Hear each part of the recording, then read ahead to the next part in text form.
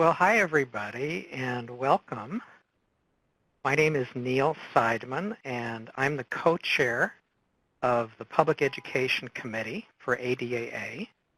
That's the Anxiety and Depression Association of America. And we're so happy to be presenting this webinar, Handling OCD. And our presenter is Dr. Reid Wilson. We're recording the webinar, so you'll be able to see it again on the ADAA website. Now, during the webinar, you can type in your questions. And if you look at the right side of your screen, you should see a Q&A panel. And there's a little field at the bottom of that panel. And when you click in it, you can type your question. Then either hit your Enter key or click the icon. We're going to have a Q&A period at the end of the webinar, and we'll get to as many questions as we can.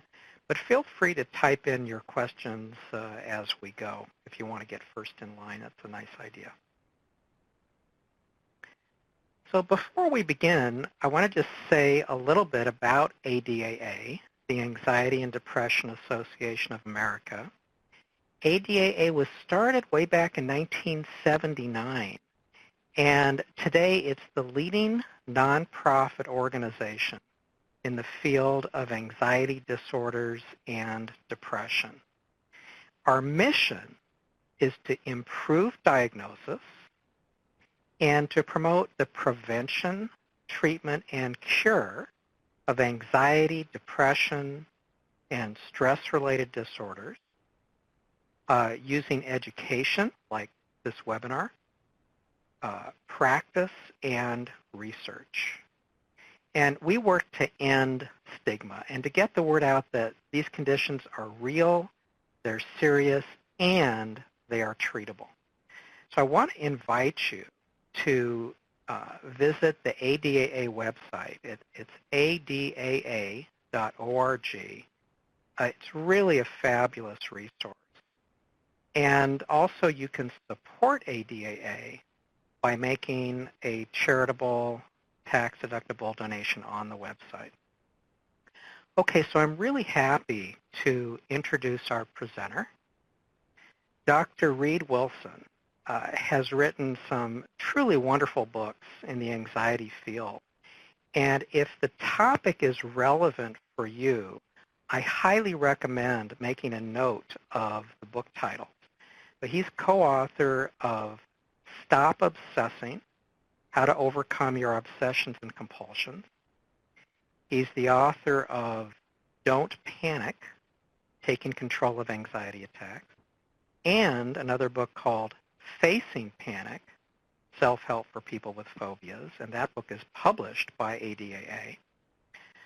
Dr. Wilson is also co-author of Anxious Kids, Anxious Parents, 7 Ways to Stop the Worry Cycle and Raise Courageous and Independent Children, as well as the free ebook called Playing with Anxiety, Casey's Guide for Teens and Kids. Dr. Wilson also serves as the expert for WebMD's anxiety and panic community. So now let me turn it over to Dr. Wilson. Thank you, Neil. Hello, everybody. I see all your names. I see my friends here and colleagues, and thanks for showing up. So I'm going to talk pretty directly and simply to you, and I hope that you understand. I realize how serious OCD is. I realize how long people suffer from this. I realize it's not a simple disorder to overcome, but I'm going to talk pretty simply to you because I think there is a model of strategy that can help any of us begin to win this challenge that we have in front of us with OCD. So just bear with me and open your mind for the next 35 minutes or 45 minutes, and you can throw all this away when I'm done. But if you can just consider that I might have something new that you haven't thought about, I'd appreciate you just giving that second. So let's look at this first slide. We're talking about our orientation towards doubt and distress. And that, the two things that we want to pay attention to, I think, more than anything else, are these two things: doubt, uncertainty, not knowing, and then the distress that comes with it, because that's how OCD takes us down. So if you look at this slide that we have up here, you'll see as we begin, pretty much everybody comes into treatment for an anxiety disorder, not just OCD, resisting. They are fighting something, trying to get rid of something. I hope I remember to come back to that expression of trying to get rid of something. It's a very bad idea to approach the treatment and self-help of OCD by trying to get rid of something. So what we have here with resistance, you see this first column, this would be horrible if this happens. I hope it doesn't happen. It can't happen. That's that resisting position. If you move over just one notch, I don't want this to happen. And again, if you look below that in that resistance, we're talking about that side of that slide is how anxiety disorders tend to beat you. In the middle, you'll see I can tolerate this occurring. I want this to happen. I choose it. Well, that seems like such a crazy thought to have about OCD. Now, we're not saying I want this terrible, awful consequence to happen. That's not what we're saying. We're saying I want this doubt that I'm having. I can tolerate feeling uncertain. I can handle this anxiety I'm feeling right now, this discomfort, this distress. So when we start to do treatment, we really have two positions we can move to when we work with our clients. And the middle position is this position of permitting the symptoms. And let me say from the beginning, when you are all better, it's not going to be an absence of obsessions. Everybody has obsessions that pop up, so it's not having them go away. The position you get to in the end of your treatment when you're better is this one. I can handle this occurring. I can tolerate this. Should I choose this? However, that's a very difficult position to get to from a dead stop. So what I'm going to propose here is that we start self-help. We start treatment of OCD by moving all the way over to this position of provoking. I'm going to go toward my symptoms. Now, if you've done exposure treatment, that's what we do in exposure. We go toward it. But here we're talking about a disposition, an orientation, an attitude, a stance. I'm not going to go toward what I'm afraid of because I want to comply with my therapist's instructions and be a good client. I'm not going to do it because I need to do that to get better. Well, that's probably true. You do need to do it to get better. But I'm going to do it because I want to do it. And when you get to look at this last one. I win if I continue to feel a sense of uncertainty. These last two positions are simply absurd to be thinking about. Nonetheless, if we start thinking about OCD as a mental game, we're playing a mental game. And the reason we would want to talk about it like this is it's the most pragmatic way to think about treatment or self-help. If we can orient like this and begin to play, what we want to begin to think about is that OCD is the challenger, not our enemy. It's what's come in to play this game against us as our challenger. So that's how you're going to hear me talk, and you hear a lot of other people talk like that. What is OCD doing to you and so forth. But we're literally going to perceive it as we're going to personify it and begin to work on it in that way because it's going to give us the most power in the work. here's what we want to think about. And the interesting thing about this is the challenger comes forward in this competition dressed in black and white stripes. OCD comes in as the official in the game instead of just the challenger. And it puts rules out that guarantee it will dominate you. It would be like you and I going up to play one-on-one basketball, Neil, and you're naive about how to play basketball. And so I would say, hey, look, Neil, this is how you play. You know, when I've got that big orange ball in my hands, you are to drop your hands to your side and freeze until you see that ball go through that net. Once it goes through that net, then you can move again. Now let's play basketball. Right? So that's what it's, and let me just show you the rules and see if this isn't kind of how it goes. And if you do have OCD, look at each one of these rules and see if you don't follow them in some way. So the first one is be careful, or you might cause some horrible problem, or be worried that you've already caused one. So the first thing is has to go into this kind of fear status of something is wrong. And you know, one of the things to say here is this is what makes OCD so horribly painful to people. We're trying to work with people in treatment, and they go, you want me to do what? You want me to not wash my hands and risk bringing salmonella home and causing my daughters to become sick and maybe die? That's insane. What father in his right mind wouldn't take the extra 4 little minutes to wash his hands if, by any chance whatsoever, it would cause any kind of harm to their children if he doesn't wash? So OCD's got you over a barrel here when it starts to send this one out, and it sends this one out to everybody.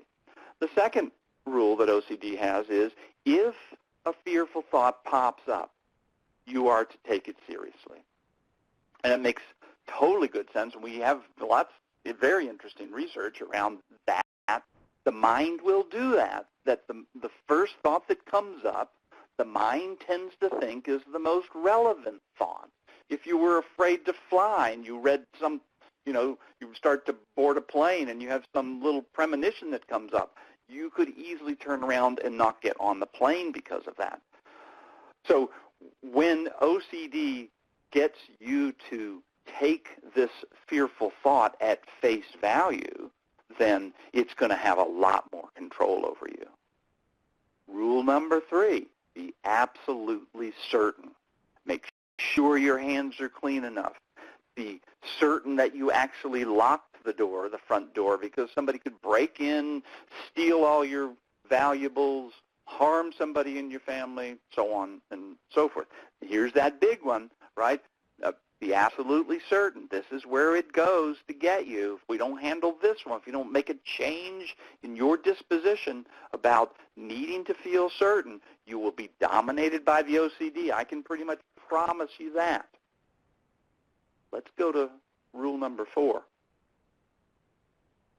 Use your anxiety as a gauge. If you're feeling uncomfortable, then there's still danger. This is very much what happens. The OCD gets you to turn inside yourself. If you're feeling agitated, you'll end up, this is what we call thought-feeling fusion, or, right? One of the things you can have is a fusion between an emotion and an action.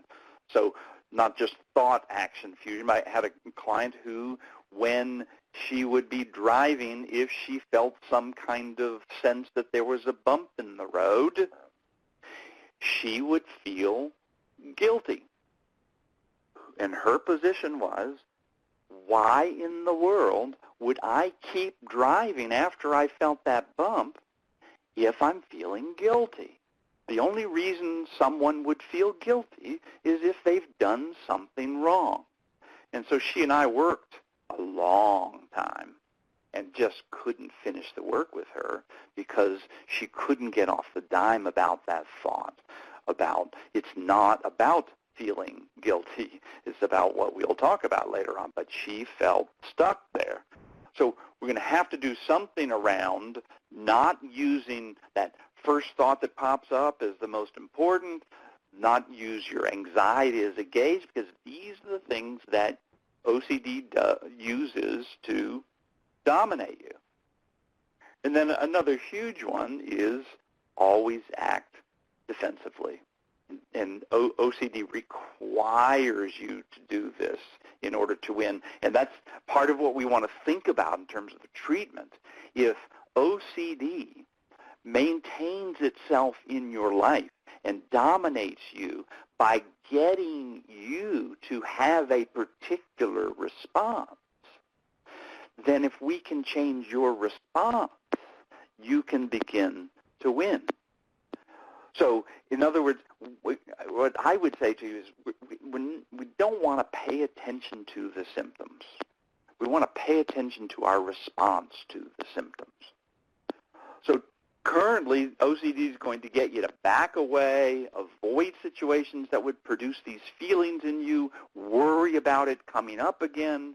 You're going to, as you back away, you're giving up territory. I'm going to show you a graphic in a little bit that just kind of illustrates that. And OCD takes more and more territory. And the only thing you figured to do to get rid of your obsession is to do a ritual or to do a compulsion defensively.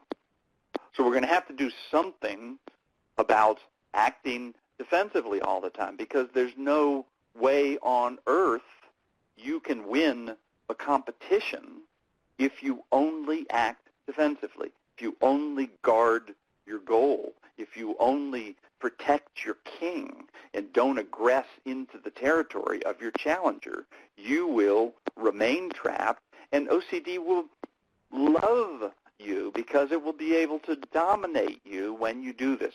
So we're going to have to create an offensive strategy. First thing we want to think about an offensive strategy is you're going to feel uncertain if you're going to have an offensive strategy. You're going to leave your safe territory. You're going to leave your rules and regulations. You're going to step out into a place where you don't tend to go and become uncertain, and it's the last thing you want to do, because you are set up by OCD to want to feel certainty. And now the treatment is going to ask you to do the thing that you want to do the least. And I'm sorry about that. It's not how I would want it to go if we could do it some other way.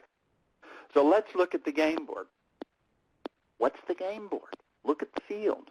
The game board is uncertainty. It's nice, big, all caps letters, because I want you to understand we want to keep our focus on uncertainty. That's the territory. You are not working on contamination or being a child molester or accidentally writing the wrong word on your check instead of your name or failing to lock the door. It's nothing about that. Those just stimulate your uncertainty. We want to go toward a generic state of uncertainty and sit in it. That's the work. OCD dominates by taking your natural proclivity, everyone's natural tendency to worry when they feel a sense of danger. It's going to take your natural tendency to protect yourself through defensive moves, and it's going to turn those on you by exaggerating them. And, I think the vast majority with those people with OCD have it because it's a genetic disorder. But it doesn't matter that it's a genetic disorder. We know clearly that we can go in a kind of behavioral or a cognitive approach and modify something that got started through genetics. So here's where, again, this is a simple way to look at what we need to do. Here is that territory of uncertainty, and here's your moves on the right. We want to go in with your intentions. Now, of course, you can have a lot of intentions. One of your intentions is going to be to get back the life that you want to live, to be able to go back to school, to get off SSRI so you can get pregnant and have a baby. Some of you want to get married first, and that would be important, to take a job promotion, to be able to spend more time with your family without having a third of your mind preoccupied. Those are all very important intentions. But in the moment, and if you listen to me, what you're going to hear from me over and over again is this work is activated moment by moment. You don't have a strategy for second by second, right? And the position you want to take is, I want uncertainty. There's that absurd stance again. Why do you want uncertainty? Because OCD requires you to not want it. OCD throws you this thought, feeling, image, impulse, and not only do you have it, but you must not want it.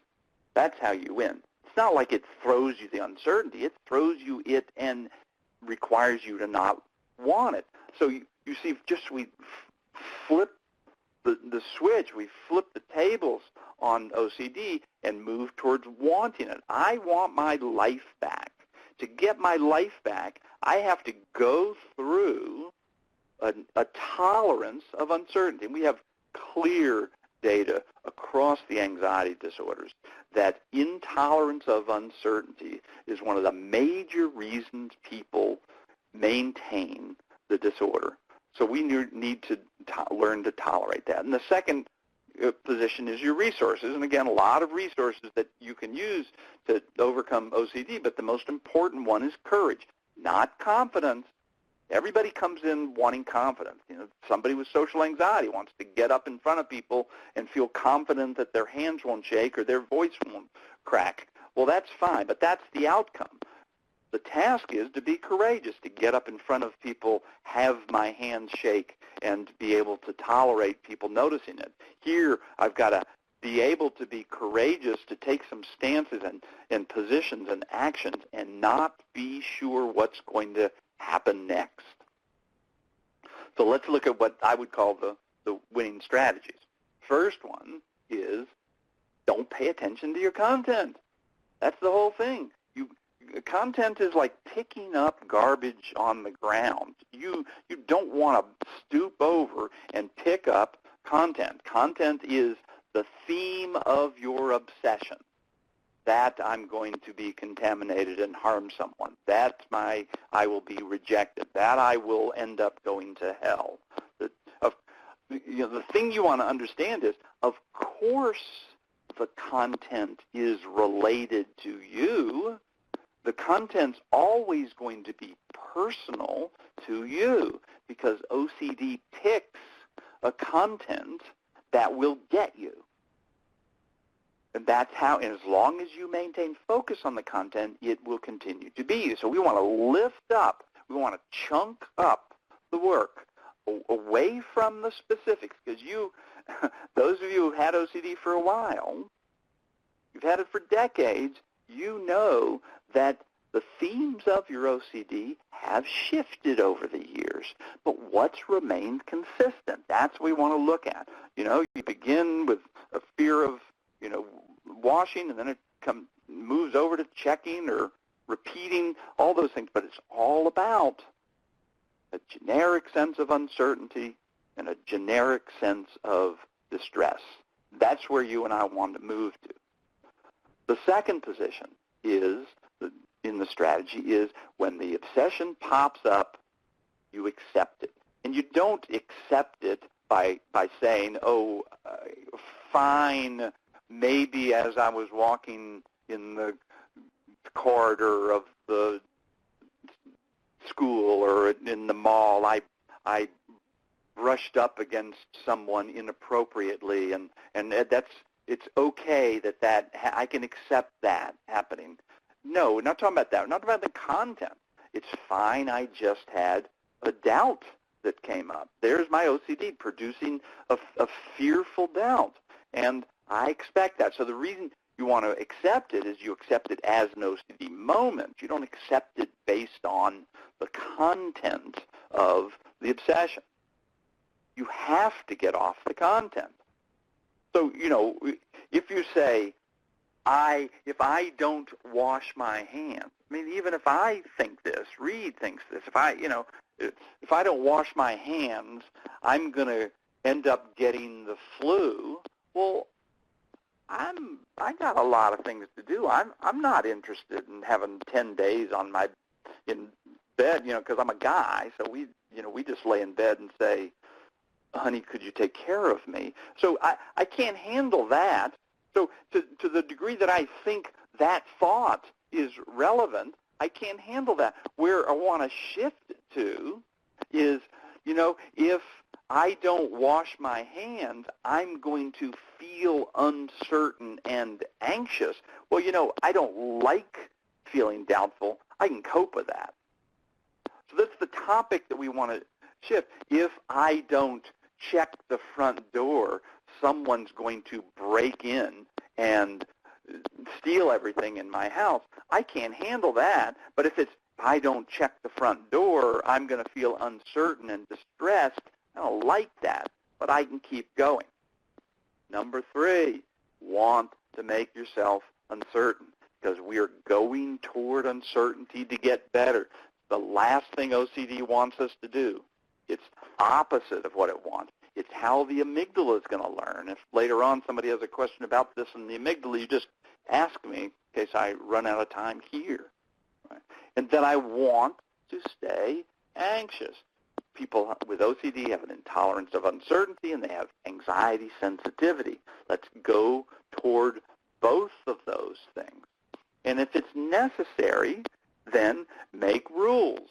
You make rules. If you been taking showers for 2 hours every night for the last 6 years, then you can say, look, tonight I'm going to take a 20-minute shower. Well, the 20-minute shower is about 4 times as long as my shower is, but if you've been taking one that's been terribly long, then to shift it down to 20 minutes, great, right? If you've been checking the front door 20 times before you leave in the morning, if you decide I'm going to allow myself to check it 5 times this week, every time I leave, then 5 times is still a little excessive, but boy, it's a lot shorter than 20 times. It's a good way to start doing this work.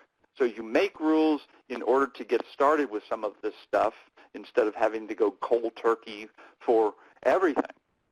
So if we back up again, up one level of abstraction to realize what we want to be working on when we're facing OCD, your job as the client, as doing the self-help, is to feel more anxiety and more uncertainty than you believe you can tolerate. Because we're talking about moment by moment. And in the present moment, if you're about to do a practice to expose yourself to your feared consequences, the way you know it's a good practice is you're going to be standing there just before you do it, and you're going to be saying to yourself, this seems like a really bad idea to be doing this. That's what it's going to look like in the moment. So you've got to steel yourself ahead of time. You've got to make some decisions. You've got to make some rules for yourself about how it's going to go, some new rules for yourself before you step into these threatening situations, because the closer you get to a threat, the less you're going to be interested in doing the work. So you've got to make a commitment ahead of time, work it out as a strategy, talk to whoever you need to make those plans and so forth. As you go in to do a practice, an exposure practice, as I would call it, a behavioral experiment, then operate like an automaton, operate like a robot, operate like an actor in a film according to the script. Because if you don't do that, you're going to start to loosen your boundaries and have a very difficult time doing this work. The second thing that I want to encourage you to do is experiment and learn. You gotta do some experiments. You want to add up these things as you begin to practice it. Let me go out and do this action with this attitude and see what happens. What can I learn from this? And then I'm a strategic therapist, really, but I would fall into the category of cognitive therapy. So I focus all on beliefs, over and over and over again. I am driven by changing beliefs. And behavior change, as far as I'm concerned, should follow a belief change. Now, of course, sometimes you're going to have to do a new behavior that you don't believe in and don't trust. That's what we're talking about right here, doing something that you aren't sure is going to help you. But it's all about taking on, well, this is what I'm talking about for this 35 minutes with you, is to alter your belief about what it takes to get better. Because I think if you can get your belief lined up, it's going to be much easier to do the practice over and over again.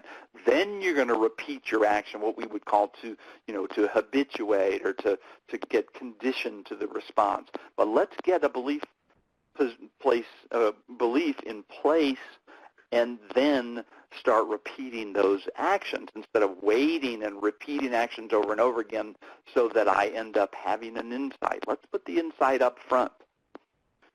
So here we are on this particular slide, number 24. People are going to start with, like I said, up here at the very top, I want to get rid of whatever that feeling or thought is. We want to be moving to the position of, in the end, I'm willing to experience this feeling or thought. In the initial time of treatment, it's I'm going to go look for it. That's a provocative position. And if you want to go to the graduate level, you want to do the extra credit work, you're going to be more aggressive with OCD, and you're going to talk to OCD, and you're going to say, hey, come on, give me your best shot.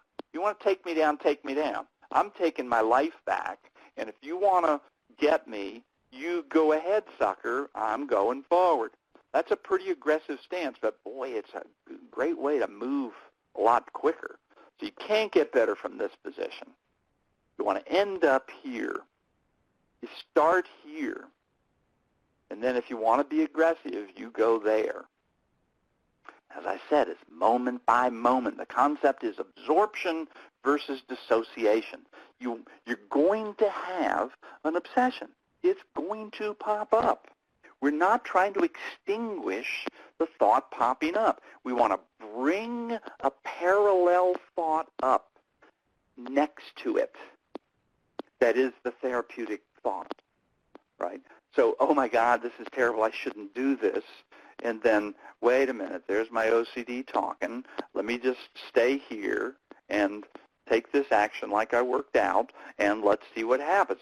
So we want to have both. You're going to have parallel thoughts coming up, and then you want to move over to that therapeutic stance. How do I make this work? You know, if you take any advice from what I'm saying tonight, if you go out and try something tomorrow, you want to be saying, okay, now how can I do what it is that Reed was saying? I got to go toward this and want it. So you focus on that, and when you do that, this is a zero-sum game. You bring consciousness powerfully to trying to learn this protocol, even if you're a clumsy student of the work. By default, the fearful thoughts will start to fade away. The last thing you want to do is to make those two contradictory thoughts, I don't want this, I want this, into parallel equals.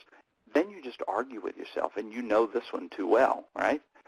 So it's, how to apply the principles right now versus how do I get rid of my doubt and distress. You focus on one, and it spontaneously reduces the other. I encourage you to go to a position of being awkward, clumsy, feeling inadequate, courageously pushing into this territory.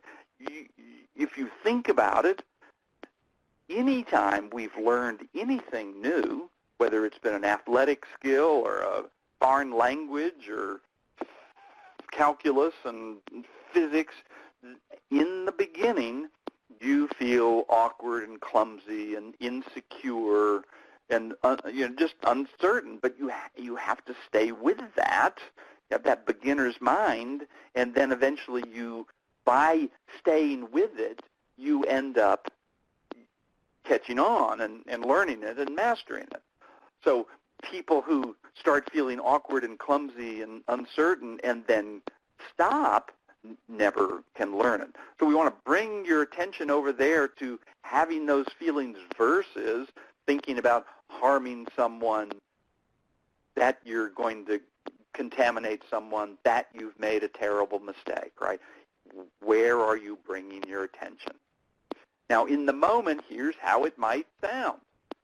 Now, here's what's going to happen automatically. Here's just an example. Did I do something wrong? There's my obsession. Oh, no, I need to find out. There's my urge to do my compulsion. These two are automatic. That's what you want to consider. It's just, those are just going to pop up. I'm not going to try to get rid of them, because what's the point? Don't try to get rid of those. Those are going to come. We're going to throw those away. We're going to let OCD generate those thoughts in you. What's the next thought to have? The next thought to have, kind of, again, lots of things you can say. Let me just give you an example what to say. This is, you don't have to quote this. It's just a reasonable facsimile. Good. Just had an obsession. I don't want to answer the question, is something going to go wrong? I'm not going to answer that, because I'm trying to remain uncertain. Right? That's my job, is to not know. That's the work. Now, as soon as you decide to remain uncertain, how are you going to feel? You're going to feel scared. Of course you're going to feel scared, because going toward the ritual, going toward getting rid of that thought is a defense. Now we're asking you to no longer use that defense. You're going to feel vulnerable and defenseless, and you're going to feel scared. Now, what in the world in this protocol, you see over here on the right, that little picture, that little graphic, that's a film strip, and that's indicating frame by frame, moment by moment, this is how I want to think. So when I'm scared, what in the world do I want to say to myself at that moment? Good. I'm looking to be anxious too. I want to be scared. They're the two pieces. I want to be uncertain, and I want to be uncomfortable. That's the work over and over and over again. Well, you can think a little bit about Hebe. Hebe created this law, and here's what it says. Neurons that fire together wire together. What that means is, if we can think about it in this way, when I step into a threatening situation and I say to myself, so we got neurons firing off because I am anxious and scared and uncomfortable, and when those neurons fire off, I want to bring up a message to myself, like, I can handle these feelings, this is what I want, I'm going for this, give me your best shot. Because when you start having those neurons fire at the same time, and you do that repeatedly, then they begin to wire together, and you don't have to work so hard at it. So we're shooting for that neurologically. The other thing that's going to happen, I think, if I can convey it well enough, or someone else can convey it well enough to you, and you can start doing it, is that you'll get a result that's different than you've gotten before, and that you can go, hey, wait a minute, I tried this, and look what happened.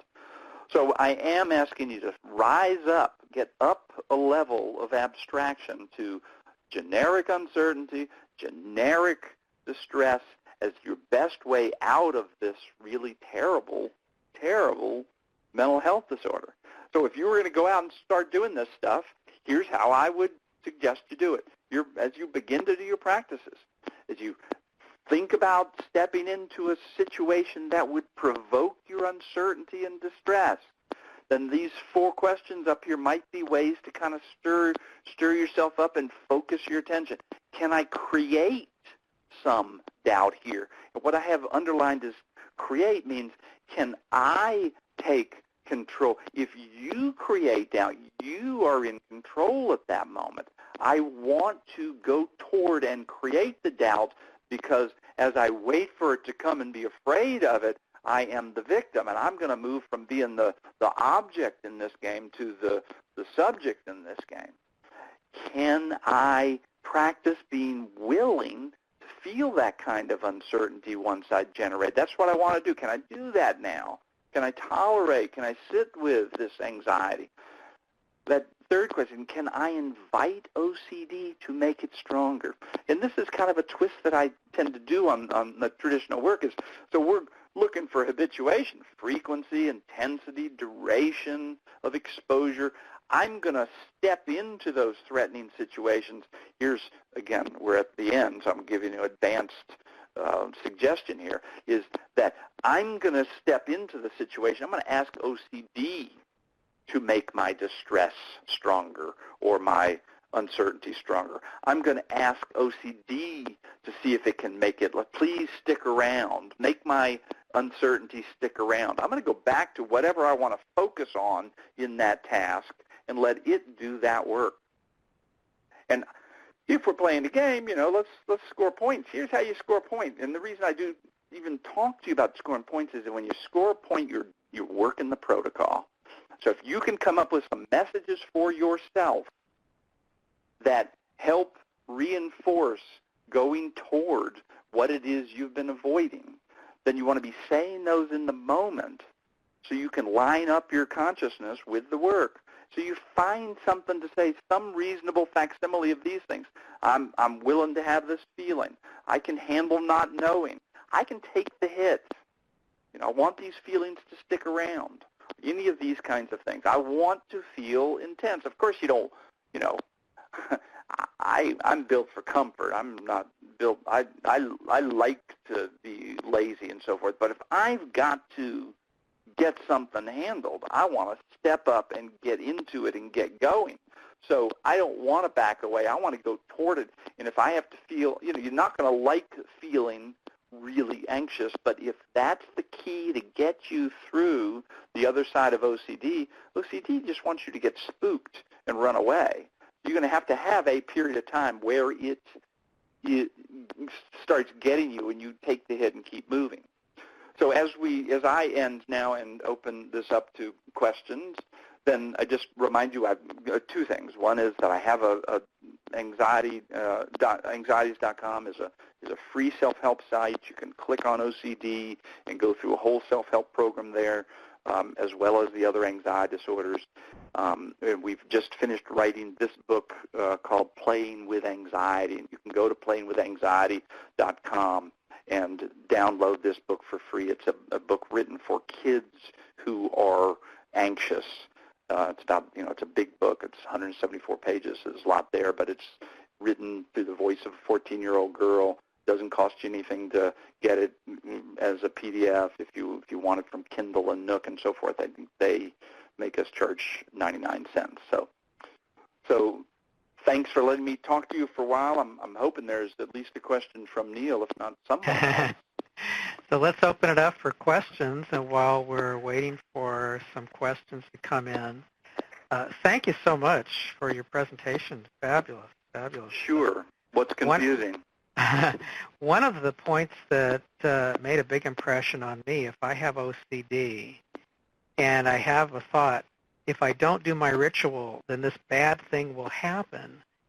And to shift that into, if I don't do my ritual, I'm going to feel anxious.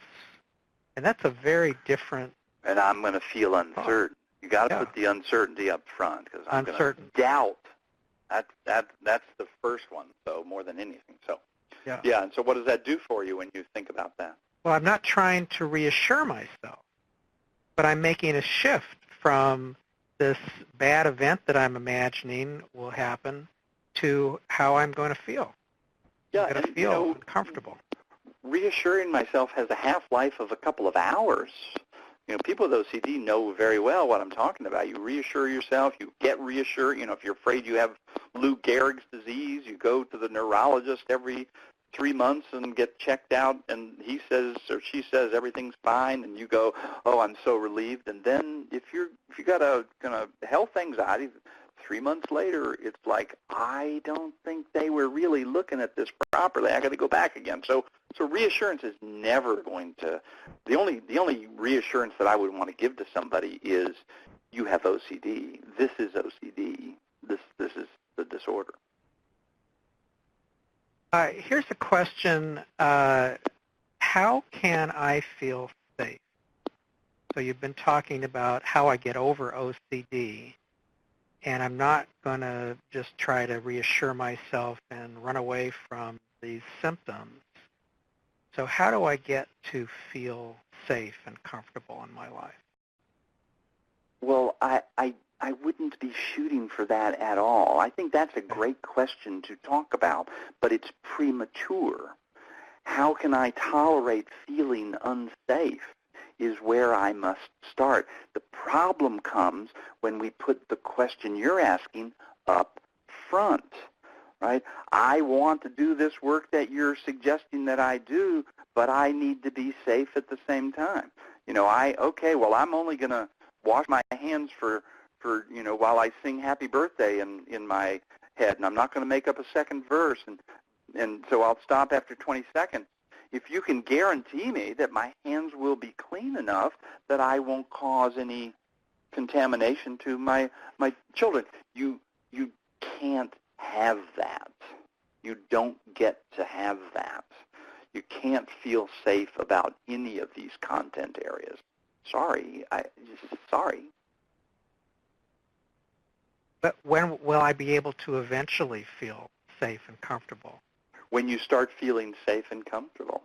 You can't be, I understand you want to feel safe. People want to feel safe and comfortable. That's fine. But you're going to be, how to be successful is get the therapeutic protocol and follow it. Do your part in that protocol. And whatever the result is, even if you don't win the first time or the 20th time or the 50th time, you're succeeding if you can do your end of the protocol. OCD can be quite tenacious. It can hang on for a long time. It can, in fact, escalate as it gets a sense that you're trying to take control over it. So anytime you start thinking about, is this I hope this works. Is this working yet? Will it work if I do it this time? You're going to be giving yourself over to OCD, and that's the tricky piece. Here's a question. I'm going to frustrate that question, and I'm a therapist. We're going to, support you some, and then we're going to frustrate you at other times. Here's a good question. Do I need to work with a therapist to overcome my OCD, or can I do it on my own with self-help? Well, I think it's fine to give it your best shot working on your own. It depends on whether you've got a model of self-help that you think can help you. And if you're going to follow that and can do it, yes, you can do it in self-help. There's a number of self-help books out there. A number, when I say a number, over 20 self-help books out there, so you can pick one and work the program if you want, and that's fine. Some of us can see somebody with OCD and see them for 3 sessions, and they'll be better. And they're up like a phoenix because they catch on to the protocol. What I would say about that is the degree of severity of your OCD is not predictive of your ability to get better, because I've seen the person I was talking about earlier around having guilty feelings when she feels the bump. She had pretty low-grade OCD but couldn't finish the work. And some people, if you can catch on to a protocol, you can do better. So if people can get better in therapy in 3 sessions, it sure seems like you can get better with a self-help program. And if it doesn't work, then you back up and punt and get some help. And if you can get a protocol in place with the therapist, we work with people for a while, and then you can taper off and then see somebody every once a month or once every 6 weeks just to make sure somebody's supporting you as you do your practice. It's critically important if you see any kind of therapist that they're giving you homework every single time they see you. And if that's not happening, you need to look around for somebody else. Here's a good question. At first, do you fake it to actually want the distress or doubt? Like, do I fake it until I make it, even though I don't really feel like I want that distress, but can I fake it?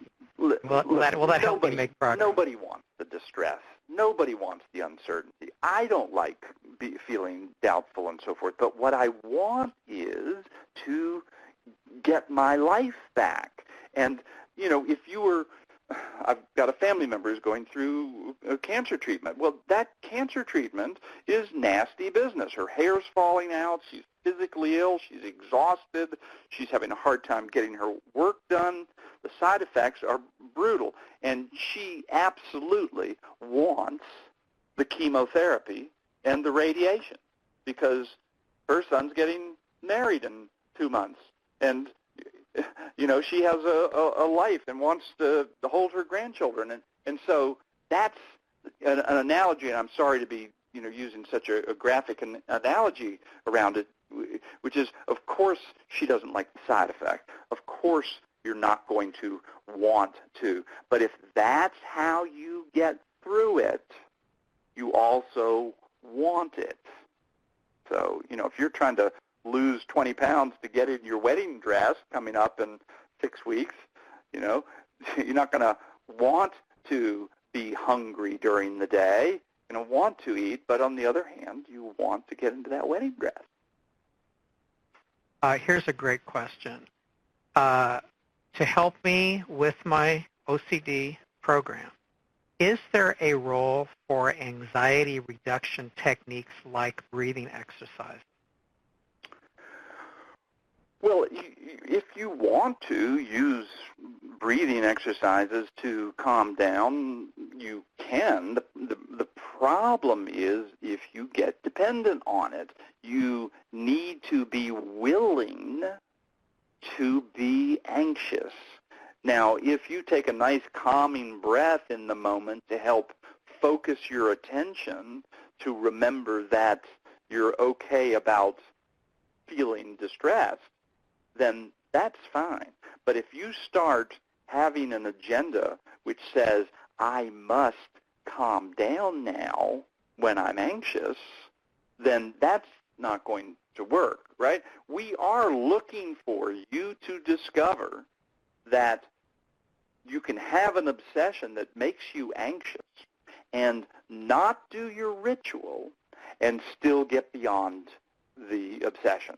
And so if you can, get all that anxiety going and resist all the reassurance that comes with the compulsion, and you want to support yourself with some breathing skills, then have at it. But be careful around demanding that you calm down because you've got to be willing to tolerate the stress. So the breathing technique could help people do more of this exposure and sure. Going toward I would call a breathing skill a crutch. But crutches are used to help you heal yourself. And so in the short run, if you're going to use a breathing skill in order to help you take a bigger step than you took yesterday, then use that. This is just me speaking. I don't speak for the field. I speak for myself. So if it's going to help you take a step larger than yesterday, then you use a breathing skill that helps you because it opens up new territory for you. If every time you do the practice that you did today with a breathing skill and have to keep that breathing skill, then now you're using a crutch unnecessarily, and eventually you got to set those crutches down or your leg will never heal. You had a friend who just got the knee replacement. They had him up in 9 hours after the replacement of his knee surgery, up and walking. And so that's what I would say about breathing.